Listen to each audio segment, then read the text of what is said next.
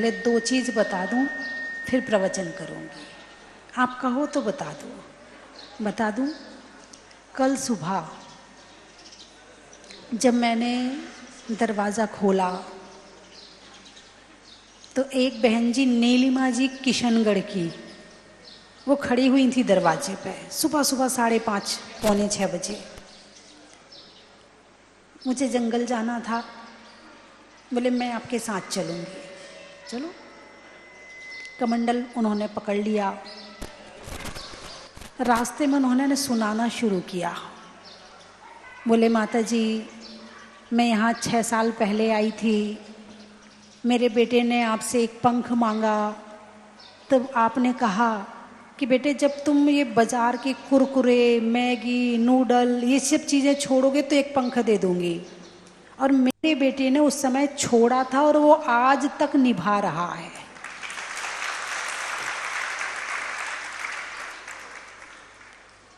फिर दूसरी बात उन्होंने बताई, यहाँ अभी मांगलिक भवन है ना, आप लोगों को पता है?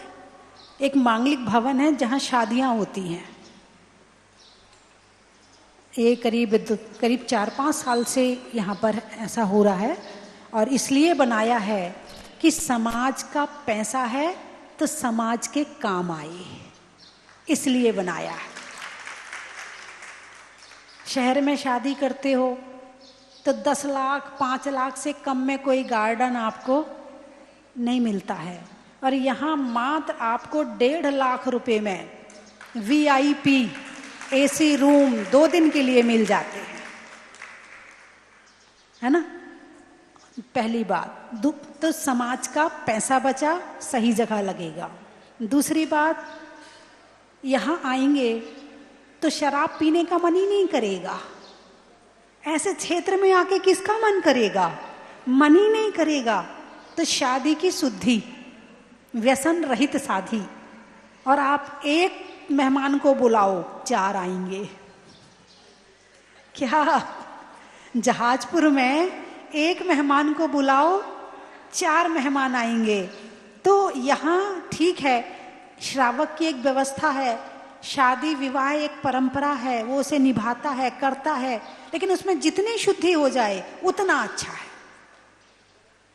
तो वो बहन जी जो है शादी में आई थी, तो उन्होंने बताया, बोले मेरी लड़की जो है बॉम्बे में पढ़ती है, कोई बड़ा कॉलेज का नाम बताया उन्होंने।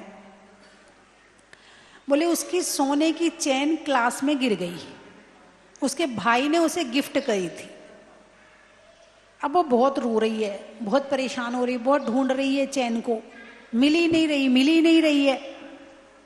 यहाँ पर शाम को भक्तांबर का पाठ चल रहा था।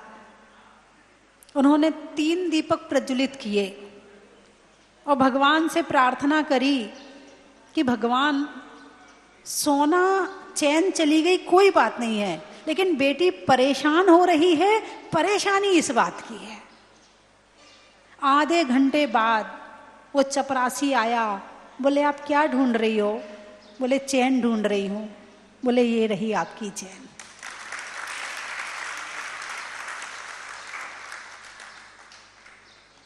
क्या कोई चपरासी रख लेता तो कोई पूछने वाला था क्या? कोई पूछने वाला कि कौन से चपरासी ने रखी है, किसको मिली? कोई पूछने वाला नहीं था। लेकिन ये भी एक अतिशय है। हालांकि हमारे भगवान ऐसे छोटी मोटी चैन के उसमें नहीं है, लेकिन बस इतनी बात है कि यहाँ जिसकी जो मनवांछा होती है वो पूर्ण होती है। ऐसा नहीं है कि केवल आप संसार की मनवांछा। अभी जो दीक्षाएं साबर में हुई हैं, 2 मुनिराज बने हैं, वो स्वयं उन्होंने बताया कि बोले हमारे परिवार वाले मान नहीं रहे थे, किसी तरह से तैयार नहीं थे। तो हमने उनसे कहा एक काम करो, तुम मंदिर के दर्शन करके आओ फिर बताना। वो मंदिर के दर्शन करके गए, बोले ले लो दीक्षा। यहाँ मन वांछा का मतलब आप त्याग के मार्ग पर आगे बढ़ना चाहते हैं तो वो भी पूरी होती है।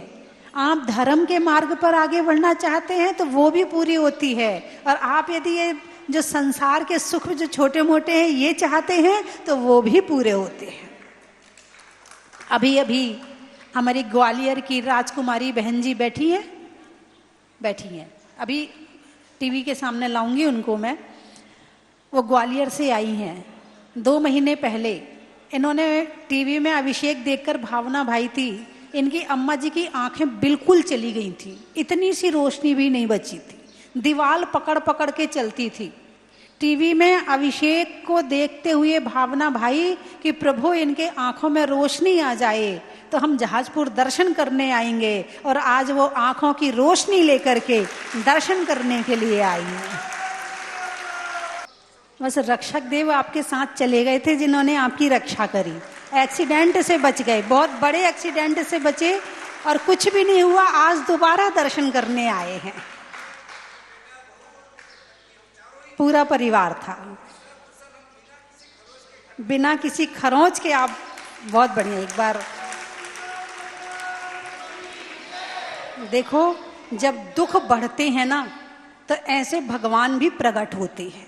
लोग कहते हैं ना कि जब पाप बढ़ता है तो अवतार होते हैं, लेकिन मैं ये कह रही हूं जब दुख बढ़ता है तो ऐसे अतिशयकारी भगवान प्रकट होते हैं। मैं तो कुछ नहीं, आप तो मेरे पास नहीं भी आओगे तो कोई दिक्कत नहीं है, आप तो भगवान की भक्ति करो। अब भक्ति कैसे करें? पूजा करो, चालीसा करो, माला फेरो, हैं जो इस तरह के व्रत हैं वो व्रत करो, जो मैंने आपको शनिवार वाले व्रत बताए हैं। आज शनिवार भी है और आज भगवान का गर्भ कल्याणक भी है।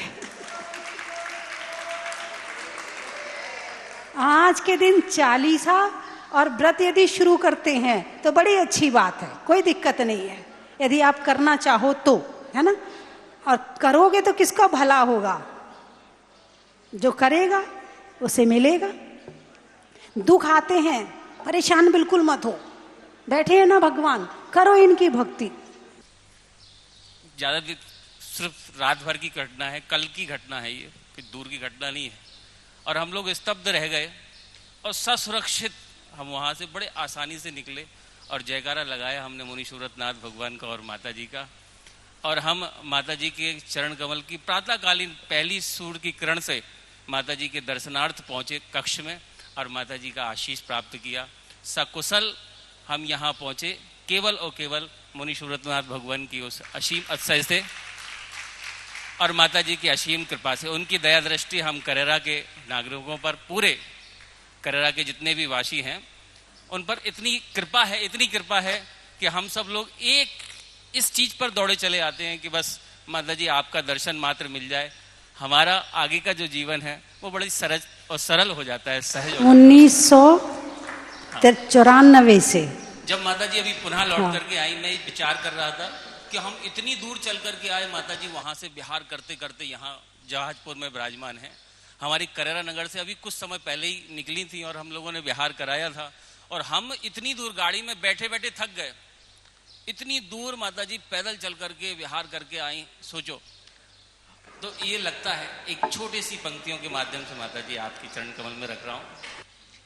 स्वस्ति भूषण नाम, स्वस्ति भूषण नाम में प्राणों से भी प्यारा है। स्वस्ति भूषण नाम, तुम्हें सारथी बना लिया है मोक्षपुरी के गजरथ का। तुरंत हमें दर्शन करवा दो शुद्धात्म के तीर्थ का। कहो कहाँ हस्ताक्षर कर दे, हमको भी स्वीकार करो।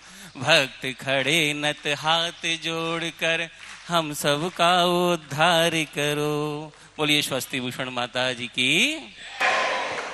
अभी मेरे ख्याल से जिसको खड़ा कर दूं, हर कोई कुछ ना कुछ बोलने के लिए तैयार हो जाएगा।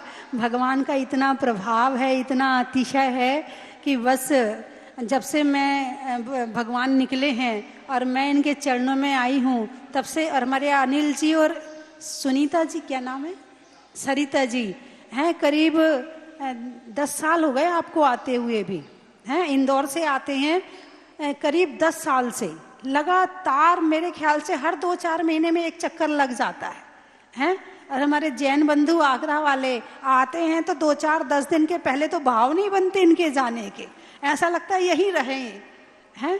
तो ऐसे बहुत बड़े बड़े भगवान के भक्त हैं हमारे जय कुमार कोठारी जी भी, बस इन्हें मौका मिलना चाहिए कि जहाजपुर जाना है ना।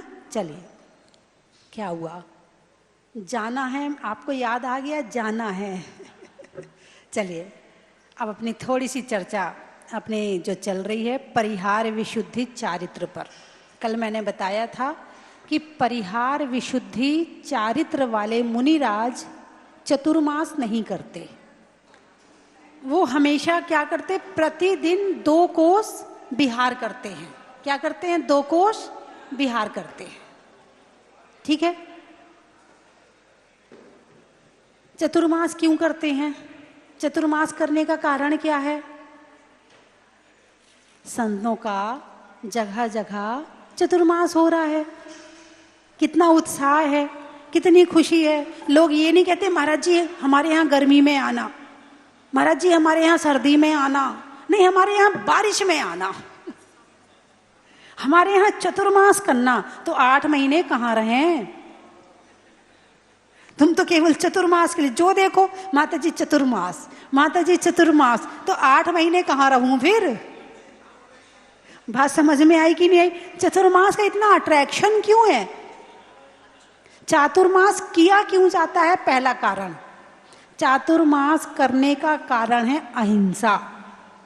क्या कारण है? अहिंसा। जब 2 मौसम मिलते हैं, 2 मौसम, इसे कहते हैं टर्निंग पॉइंट। 2 मौसम एक साथ है, एक जा रहा है एक आ रहा है, एक जा रहा है एक आ रहा है, इसको कहते हैं टर्निंग पॉइंट। 2 मौसम, गर्मी भी है बारिश भी है। गर्मी में पानी मिल गया, जीवों की उत्पत्ति ज्यादा हो गई। जीवों की उत्पत्ति द्रव्य, क्षेत्र, काल और भाव, जब ये एक साथ उनके अनुकूल मिल जाते हैं तो फिर जीवों की उत्पत्ति शुरू हो जाती है। और इस तरह से जब जीव ज्यादा होते हैं तो बोले भाई अब एक जगह रहो, अब नहीं जाना। अब तो बड़े बड़े पुल बन गए, है ना। पहले पुल नहीं होते थे, नदी में बाढ़ आ जाती थी, पुल होते ही नहीं थे, बांध होते ही नहीं थे, तो पानी ज्यादा होता था नदी में, एक स्थान से दूसरे स्थान पे जा भी नहीं पाते थे। और जीव मिट्टी में ज्यादा होते थे, अब तो सड़कें बन गई हैं, मिट्टी में जीव ज्यादा होते हैं। तो उस समय कोई इस तरह की डामर की सड़कें तो होती नहीं थी। तो जीवों की उत्पत्ति के कारण से जब चलेंगे तो हिंसा होगी, इसलिए कहा अब एक जगह रुक जाओ और चतुर्मास कर लो, अब कहीं नहीं जाओ, 4 महीने एक जगह रहना। वो भाई साहब से कहना पूजा जरा धीरे कर ले।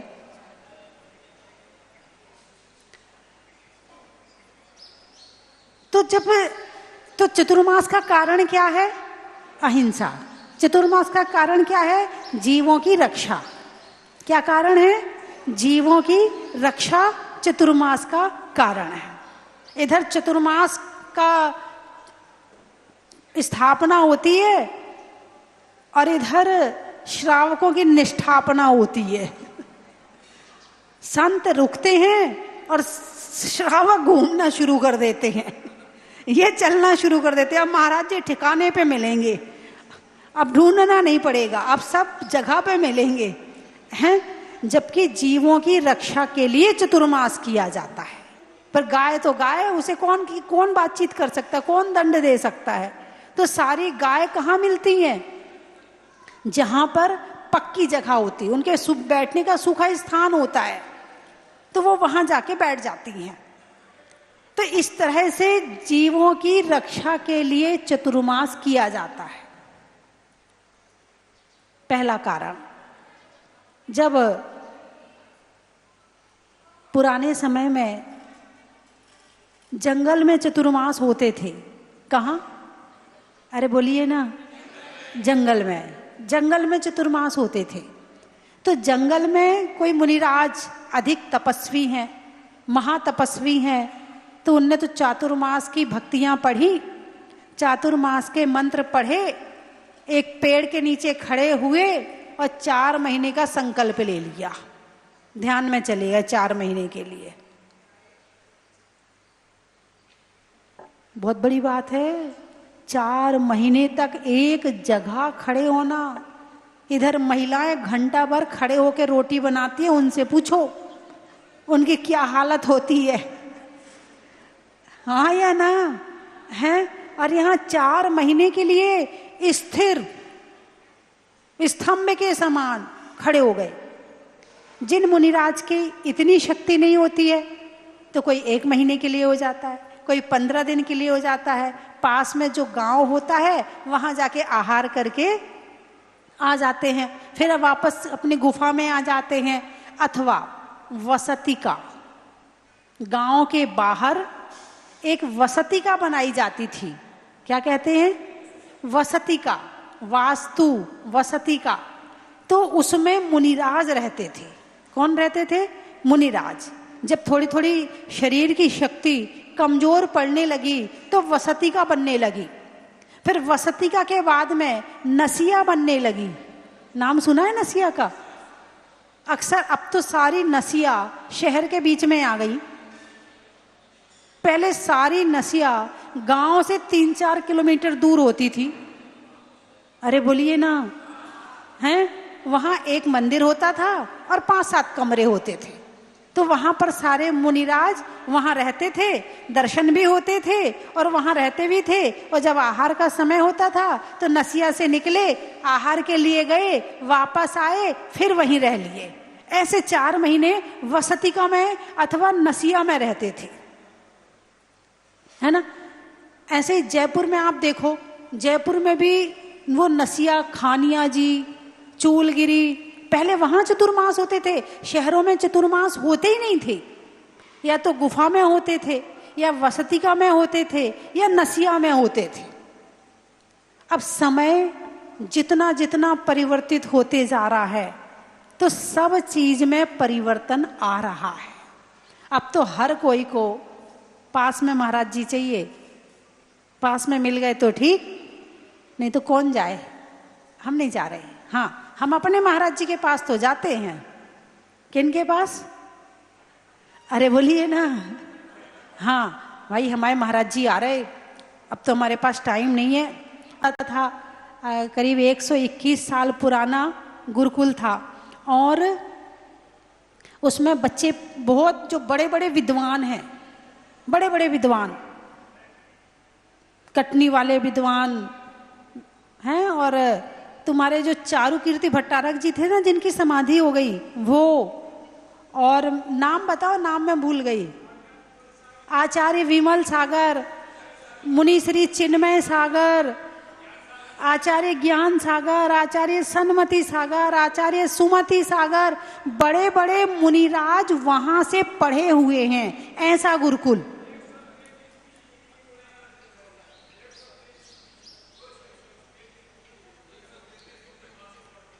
एक 133 नहीं 133 तो ज्यादा हो गया, 33, केवल 33 वहां से पढ़कर के 33 मुनिराज बने हैं। 33 ऐसा गुरुकुल समय के साथ में बंद होने वाला था। मेरा मुरैना पहुंचना हुआ, ये सब कमेटी मेरे पास में आई, बोले माता जी ये सब आप ले लो और ये हमारा इस्तीफा है। बैठे सुनील जी बैठे हुए, और इस्तीफा भी हमारा साथ में है, आप सब ले लो और आप इसको चलवा दो, बस हमें और कुछ नहीं चाहिए बस। मैंने कहा आप अपना इस्तीफा तो अपने पास रखो, काम आपसे ही करवाऊंगी, मुझे आपसे कोई दिक्कत नहीं है, आप इस्तीफा वापस रखो, आप अपने हाथ में लो। बस इन्होंने जो मैं कहती गई ये करते गए, और सबसे पहले उस गुरुकुल के लिए 21 लाख रुपए स्वस्ति धाम से राशि मैंने भिजवाई वहां पर, और वो जो शुभ राशि वहां पर लगी है, और उसके बाद आज वहां 50 बच्चे हैं। अभी बीच में 3-4 साल पहले जब जो भारतवर्षीय तीर्थ संरक्षणी को जरूरत पड़ी, तब उनको भी सहयोग किया। तो यहाँ की राशि मात्र यहाँ काम नहीं, यहाँ की राशि से ना जाने कितनों का उद्धार हो रहा है।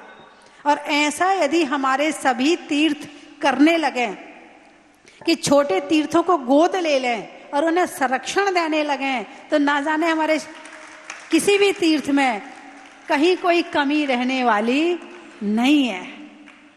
तो यहां से सबको भगवान की कृपा सब पे बरस रही है, सब पे बरस रही है,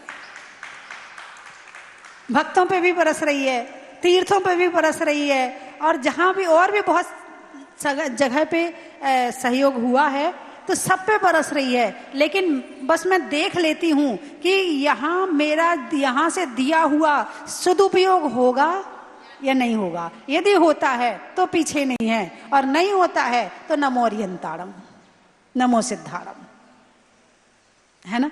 तो बंधुओं, आज तो भगवान की चर्चा चली है, तो भगवान पे ही समाप्त करूंगी, हैं। तो अतिशयकारी भगवान यहाँ पर विराजमान है, कहीं भटकने की आपको जरूरत नहीं है। कोई जन्म पत्री देख के कहता काल सर्प योग है, क्या करेगा? आप करो भगवान की भक्ति। कोई कहता शनि चढ़ा हुआ है, क्या करेगा? करो भगवान की भक्ति। कोई कहता कुछ खराब है, आप तो भगवान की भक्ति करो, सारे ग्रह अपने आप है ना। तो आप लोग यहाँ पर आए 10 लक्षण पर्व में। अब तो आज चतुर्मास की स्थापना है, आज से मैंने 40 दिन का चालीसा भक्ति के रूप में बिठाया है। ये कुछ नहीं है, सबसे बड़ी आपकी दवाई है भक्ति। क्या दवाई है? भक्ति। जितनी भक्ति करोगे, घर में सामूहिक बैठ जाओ, चालीसा का पाठ करो, भक्तांबर का पाठ करो, ये सामूहिक करो ना घर में बैठ के। आपकी किसी तरह का कुछ भी हो, आप तो घर में बैठ के जोर जोर से 15 मिनट नमोकार मंत्र या 21 मिनट का नमोकार मंत्र का पाठ करना शुरू कर दो, भक्तांबर का पाठ करो, मेरी भावना का पाठ करो, आपके घर की नेगेटिव ऊर्जा सब निकल जाएगी। आपको किसी से पूछने की जरूरत नहीं है, कहीं जाने की जरूरत नहीं है, दवाई आपके पास है, खाने की जरूरत है। घर को मंदिर बना लो, भक्तांबर का पाठ करो, आधा घंटा स्वाध्याय कर लो, सब बच्चों को बिठा लो, आपके बच्चे भी संस्कारी हो जाएंगे, घर की नेगेटिव ऊर्जा भी चली जाएगी, घर का वातावरण भी अच्छा हो जाएगा। तो बंधुओं, जो मैं एक छोटी सी गुल्लक दिलवाती हूँ ना, ये सोच के नहीं दिलवाती हूँ कि आप पैसा वापस लाएंगे, ये सोच के दिलवाती हूँ कि भगवान आपके घर जा रही है। कभी किसी के यहाँ फोन नहीं जाता है कि आपका समय हो गया पैसा दीजिए, कभी फोन नहीं जाएगा। बस एक ही भावना है कि भगवान का अतिशय तुम्हारे साथ हो, और इसी भावना से मैं गुल्लक दिलवा देती हूँ कि आप इसमें 2 रुपए डालो, 5 रुपए डालो, नहीं डालो, गुल्लक रखी, भगवान की फोटो तो आपके घर में है, उनको देख के कुछ तो लगेगा आपको, आप भगवान आपके घर जा रहे हैं, ये सोच के देती हूँ गुल्लक भी आपको।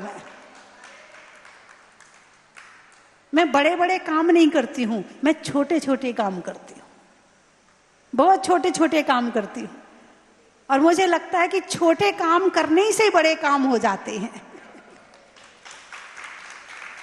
गुल्लक कोई बड़ी चीज नहीं है। कोई बोला माता जी आपने गुल्लक दी क्या, मतलब आप तो इतना बड़ा है और आप गुल्लक बांटती हो। अरे भाई, दुनिया में कोई काम छोटा नहीं होता है, बूंद बूंद से सागर भरता है। गुल्लक देने का ये मतलब नहीं है कि आप पैसा लाओ, जब भक्ति होगी तो सब कुछ होगा, और सब कुछ होगा तो अपने आप होगा। बात समझ में आई कि नहीं आई? और क्या है गुल्लक? शनिवार को परिवार साथ में बिठा लो, चालीसा पढ़ो सब मिलकर के, एक माला फेरो, और सब मिलकर के उसमें थोड़ा सा जो भी आपकी शक्ति है, जितनी शक्ति है, शक्ति को छिपाना नहीं और शक्ति से कम करना नहीं, उसमें डाल दो। ऐसा 108 शनिवार करो, फिर देखो क्या अतिशय होता है। बात समझ में आई कि नहीं आई? तो बस मैं ये सोच के देती हूँ कि भगवान आपके घर जा रहे हैं, और भगवान तो भले ना जाएं मगर आपके साथ में, क्योंकि एक एक जो मुख्य देवी होती है उस देवी का बहुत बड़ा परिवार होता है, उसमें लाखों करोड़ों देवी देवता उसके परिवार के होते हैं, और वो देवी जिस देवता को जो आदेश देती है वो देव वहां वो काम करने के लिए जाता है। जैसे यहाँ अपराजिता देवी है, इसका बहुत बड़ा परिवार है, जिसको जो आदेश मिलता है वो काम होता है। आप चिंता मत करो एक देवी है क्या करेगी, आप उसकी चिंता मत करो, आपको तो केवल क्या करना है, भक्ति करनी है, अपना पुण्य बढ़ाओ। क्या बढ़ाओ? पुण्य बढ़ाओ। वीतरागता को समझने का प्रयास करो। जब वीतरागता समझ में आ जाएगी तो ये सारी चीजें बहुत छोटी लगने लगेंगी। जैसे छोटा बच्चा है समझता नहीं है, जब बड़ा हो जाता है तो वो ही समझने लगता है। भाई छोटे में 2000 का नोट दो तो फाड़ देता है, और वही बड़ा हो जाए तो फिर संभाल के रखता है ना।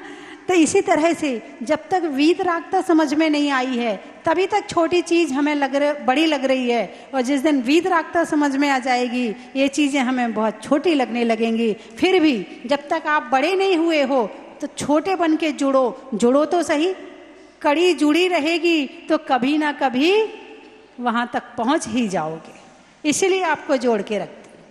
ठीक है, समय हो गया है, मैं 3 चीजें बोलूंगी, आपको कहना बड़ा ही महत्व है। इंसान के लक जानते ना, भाग। प्रतिमाधारी में क्षुल्लक का, और घर ले जाने में क्या बात है, बड़ा ही महत्व है। छोड़ने में आसक्ति का, इसको थोड़ा सेट करो, करने में अभिव्यक्ति का, और भगवान की भक्ति का, बड़ा ही महत्व है। थैले में तनी का, शादी में बनी का, और आने वाली आंखों की रोशनी का, बड़ा ही महत्व है। आ जाइए अम्मा जी, आप पहले यहाँ आ जाओ, आ जाओ। आंख वाला अतिशय महाराष्ट्र में हुआ एक और। हाँ, माता जी बता रही हैं कि महाराष्ट्र में एक परिवार है, उनकी आंखों की रोशनी भी आई थी, तो उन्होंने सोने की आंख बना के लाके और गुल्लक में डाल दी थी कि चलो हम कुछ कर नहीं सकते तो इतना तो कर ही दे। देखो भगवान के भक्त हैं, जो भावना हो जाए वो कर लेते हैं। यहाँ से हम नहीं कहते किसी से कुछ भी, मैं कभी कुछ नहीं कहती हूँ, सबका अपना अपना भाव है यहाँ तो, है ना। अभी कल ही आए थे एक भाई साहब, बोले माता जी हम सोच के नहीं आए थे कि मुझे यहाँ कुछ करना है, यहाँ आते ही मन में आया मुझे एक कमरा बनवाना है। पूछ के 4 जगह पूछा, तब तो पता चला कि कमरा कैसे बनवाए, कहाँ बनवाए, हैं। तो यहाँ भाव अपने आप बन जाते हैं। अम्मा जी आ गई हमारी, एक बार इनके लिए जोरदार। हाँ, आप भगवान की भक्ति करते रहना और टीवी में भगवान का अभिषेक देखते रहना, ठीक है। कोडरमा, हाँ, पैसों में जमा का, रात्रि में क्षमा का, और आने वालों में कोडरमा का, बड़ा ही महत्व है। मुरैना, चेहरे में नैना का, बोलने में मीठे बैना का, और आने वालों में मुरैना का, बड़ा ही महत्व है। बाग में फूल का, वृक्ष में मूल का, और मुरैना के गुरुकुल और स्कूल का, बड़ा ही महत्व है।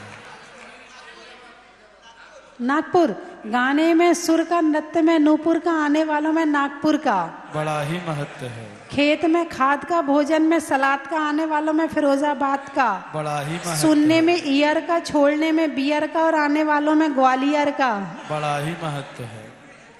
स्वर्ग में परी का, बैठने में दरी का, और आने वालों में शिवपुरी का, बड़ा ही महत्व है। रहने में धरा का, सतियों में अनंग सरा का, और आने वालों में करेरा और आगरा का, बड़ा ही महत्व है। झुमरी तलैया, अच्छा, घर में मैया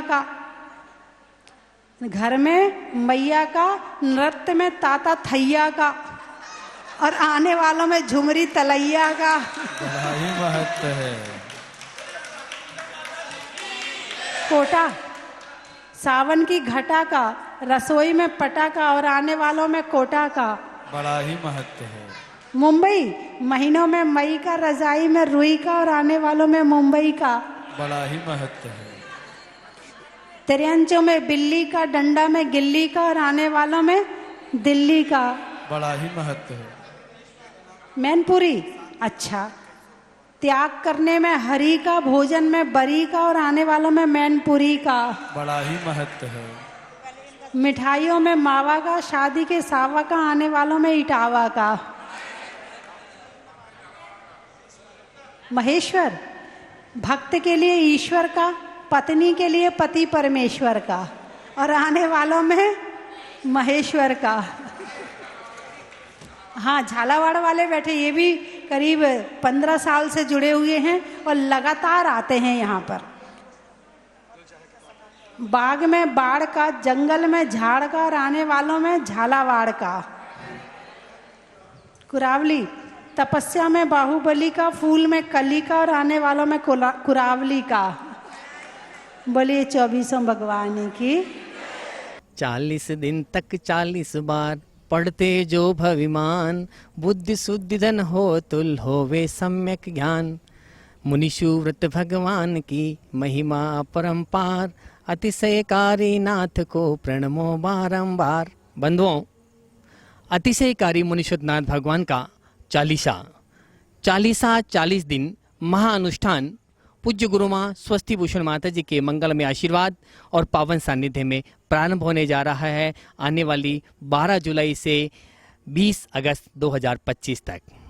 रोग शोग आदि व्याधि नष्ट करने हेतु, अपने घर में सुख शांति समृद्धि शनिग्रह बाधा को दूर करने के लिए एक दिन का चालीसा अपने परिवार की ओर से आप करवा सकते हैं, जिसकी न्योछावर राशि मात्र 2100 रुपये है। उस दिन प्रातःकालीन बेला में जो शांति धारा होगी उसमें भी आपके परिवार का नाम बोला जाएगा और दोपहर में पूज्य माता जी स्वयं बैठती है और चालीसा का 40 बार पाठ होता है। तो आप इसका पुण्यार्जन कर सकते हैं, अपनी स्वीकृति दे सकते हैं।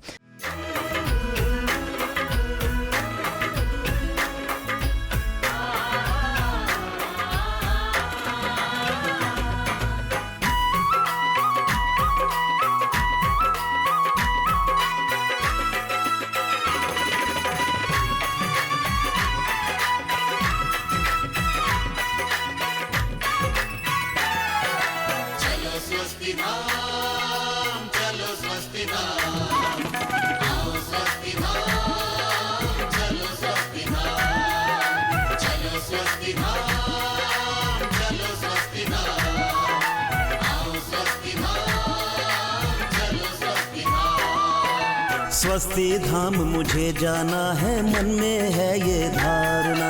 स्वस्ति धाम मुझे जाना है, मन में है ये धारणा। 20वें तीर्थंकर की मूरत हो,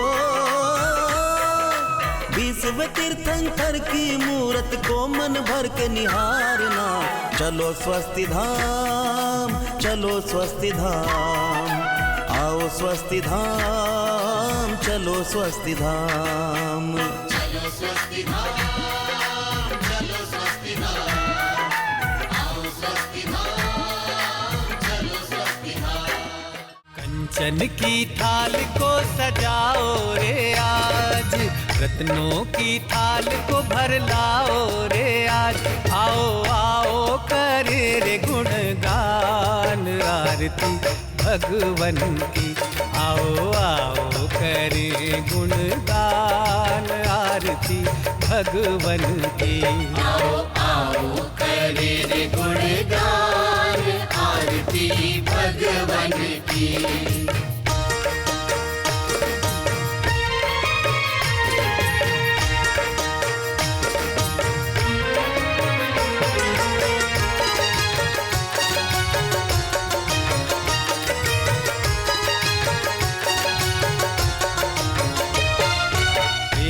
सुमित्र के राज दुलारे, माँ पद्मा जी के नैनों के तारे।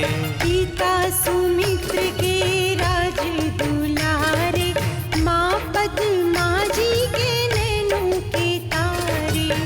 राजगृही में जन्म लियो आप, राजगृही में जन्म लियो आप। आओ आओ मनाए खुशी आज आरती भगवन की।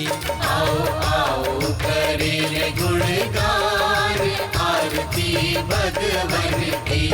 आओ आओ करे रे गुणगान आरती भगवन की।